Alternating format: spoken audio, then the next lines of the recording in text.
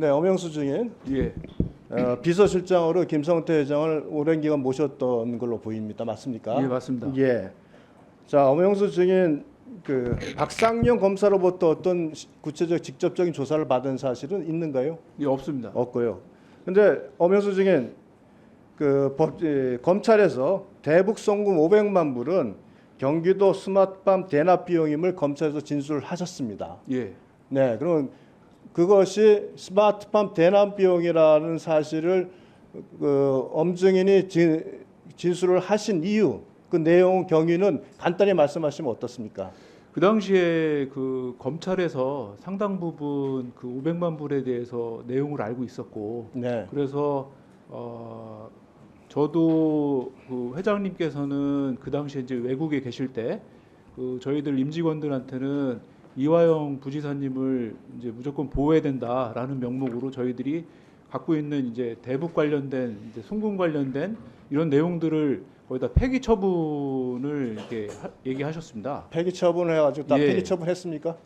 상당 부분 많이 했습니다. 네, 그런데 이제 그 제 이제 노트북이라든가 이런 부분들이 있었기 때문에 저도 그 당시에 2022년 6월부터 12월까지 상당히 많은 이제 그 조사를 받았습니다.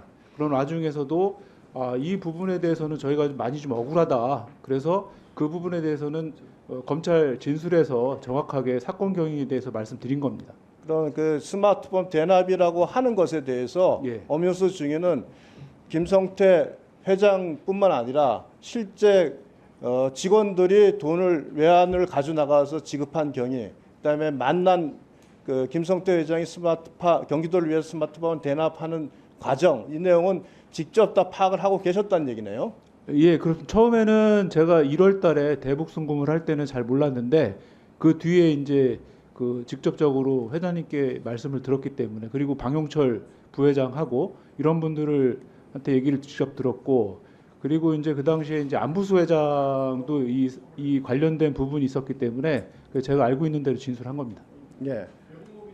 자, 재판정에서 증인으로 출석해서 증언을 했을 때도 그 내용에 대해서 상세히 증언을 하셨습니까? 예, 제가 아는 대로 다 증언했습니다. 네. 근데 오늘 지금 이 자리에 보니 지금 그 민주당 쪽과 이화영 증인 쪽에서는 모두 김성태 회장이 회유 협박을 통해서 허위로 나를 증언하게 만들었다, 이렇게 하면서 김성태 회장을 거의 악마화시키고 아주 형편없는 인간으로 지금 몰아붙이고 있거든요. 이 점에 대한 엄영수 비서실장의 입장 말씀을 하시죠.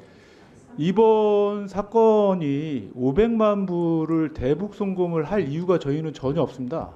그리고 이 그 안부수라는 사람은 제가 알기로는 그 이화영 부지사님께서 소개를 시켜 주셔가지고 만난 사람으로 알고 있고, 그리고 그 당시에 2018년도 이제 하반기 때 11월 이후로 제가 진행된 걸로 알고 있는데, 그 당시에는 이제 정부에서 그 대북 관계에 대한 어떤 화해 무드라든가, 그리고 이제 민족 통일이라든가, 아니면은 이제 남북 간의 어떤 그 교류 개선, 이런 부분들이 활성화가 될 수 있었던 분위기였고, 회장님께서는 항상 그 부분에 대해서 고민을 많이 하셨고, 그 다음에는 이제 이화영 부지사님하고 우리 회장님하고는 한 20년 정도 되는 막역한 사이였습니다. 그리고 뭐 이 사건과는 관계가 없겠지만은 이화영 부지사님이 야인으로 계실 때 저희 회장님께서 많은 도움을 많이 주셨고, 거기에 따라서 우리 회장님께서는 의리와 신념을 굉장히 중요시 여기셨기 때문에 그 체포돼서 들어오실 때까지도 꿋꿋하게 이화영 부지사님을 보호하려고 하는 그런 굳은 의지가 있었습니다. 네, 그렇다면 김성태 회장이 이화영 부지사의 대북 송금 관련에 대한 진술을 하게 된 뭐 여러 가지 이유가 있겠지만, 그 가장 큰 이유는 검찰에서 충분한 증거를 확보하고 직원들이 그 환치기 과정을 다 파악을 하고 있었기 때문에 어쩔 수 없이 김성태 회장도 자백을 하게 된 거다, 이런 취지로 보면 되는가요? 예, 제가 알고 있는 건 그렇게 알고 있습니다. 자, 그럼 하나 더 물어볼게요. 지금 민주당이나 이화영 그 증인 측에서 주장하는 거는 나노스의 IR에서 이것이 마치 그 거기 보면 히토류 사업을 위한 명목으로 그죠? 이렇게 해서 500만 불을 투자한다는 것처럼 기재되어 있는 것에 대해서 실제로는 보면 이게 투자유치 담당자는 경기도와 이재명을 위해서 500만 달러를 지급하는 것을 투자유치 보고서에 담기가 불가능했다. 그렇기 때문에 부득이 대북 사업 그 계약금이라고 표기한 거다. 이렇게 법정에서 증언한 게 있어요. 이 내용 파악 알고 계십니까? 예, 당시 저희들이 제가 직접 그거를 이제 김영수 본부장하고 같이 작성을 했습니다. 그리고 네. 거기에 따른 이 대북 사업 관련한 그 사업 제안서 같은 경우에 저희가 전혀 모르기 때문에 그런 부분들 역시 이화영 부지사님을 통해서 방영철 부회장한테 자료를 받아가지고 그런 점들을 참조를 해서 작성을 하게 된 것이고, 당시에 이제 그 유력 정치인인 이재명 지사님과 이화영 부지사님에 대해서는 철저하게 저희들이 보호를 해야 된다, 그런 말씀이 있으셨기 때문에 그런 점은 철저하게 저희가 가렸던 것입니다. 그러니까 그게 이렇게 이제 숨긴 것은 결국 이화영 부지사를 보호해야 된다는 차원에서 그것을 히토류 계약금으로 얘기한 거다 이런 얘기네요. 예, 그렇습니다. 자, 근데 나노스 IR 작성 후에 쌍방울이나 북측이 체결한 합의서에 보면은 사실은 구체적인 사업 조건 내용이 하나도 없어요. 예, 그죠? 예. 그럼 결국은 그것이 히토류를 채굴을 위한 계약금이라는 내용이 들어갔어야 되는데 안 들어갔어요. 결국 그것도 마찬가지로 결국 스마트팜 대납 비용이라는 것을 명백히 드러낸다라는 것이 법원의 판결의 내용입니다. 그 당시에 계약서는 확인하셨죠? 예, 그렇습니다. 국가 합의한 계약서 거기에 히토류 채굴 대가라는 그런 부분은 아예 들어가 있지 않죠? 예, 제 기억으로는 없는 것 같습니다. 네, 수고하셨습니다. 박준태 의원님 신문해 주세요. 증인 한번 들어보십시오. 이재명 대표가 쌍방울 대북 송금 사건을 두고 이화영이 남몰래 독단적으로 대북 사업을 추진한 것이다. 이화영이 쌍방울에서 돈 받아 먹은 것을 알고도 그런 사람을 썼겠냐, 이렇게 발언을 했습니다. 이 발언에 대해서 어떻게 생각하셨습니까? 서운하지 않았습니까? 뭐 다른 말씀도 하신 걸로 알고 있습니다. 그 말씀도 물론 있었다 그러고 네. 뭐 저는 그 안에 있어서 잘 못 전해듣는데 다른 말씀도 뭐 예. 많이 있었던 걸로. 예, 좋습니다. 이재명 대표는 지금 대장동 개발 비리 의혹도 또 오늘 얘기하고 있는 방북 비용 대납 전부 다 본인이 모르게 직원들이 한 거다, 이렇게 말씀하고 있습니다. 이 대표 말에 따르면 주변에 온통 배신자들만 있다는 건데 그렇지 않지 않습니까?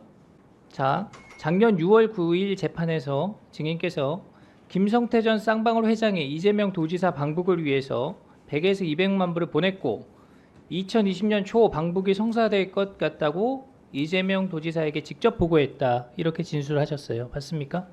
6월 9일 제가 재판정에서 그렇게 진술한 적은 없고요. 네. 그 저와 동행한 변호인께서 네.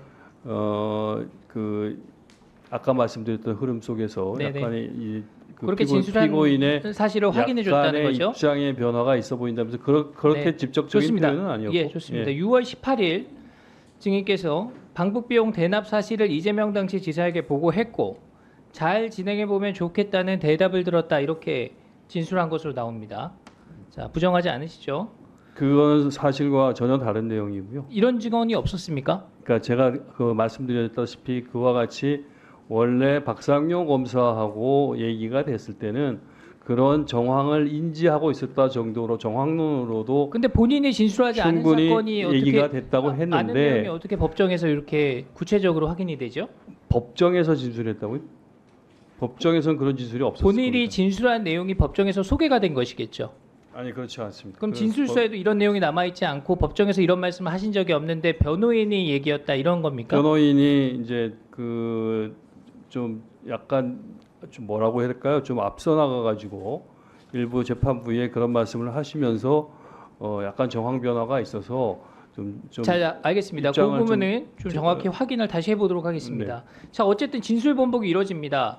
근데 그 배경을 보면 민주당 의원들께서 수원지검에서 연좌 농성을 하고 또 민변 변호사들이 대거 등장을 합니다. 변호인단 교체하자고 하면서 재판 지연되고 그다음에 기피 신청 이루어지고 그다음에 등장한 것이 오늘 얘기 나오는 검찰의 술자리 회유 의혹입니다.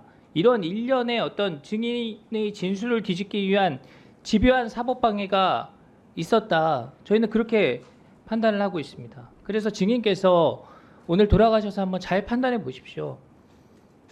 제가 말씀드려도 되겠습니까? 예. 예.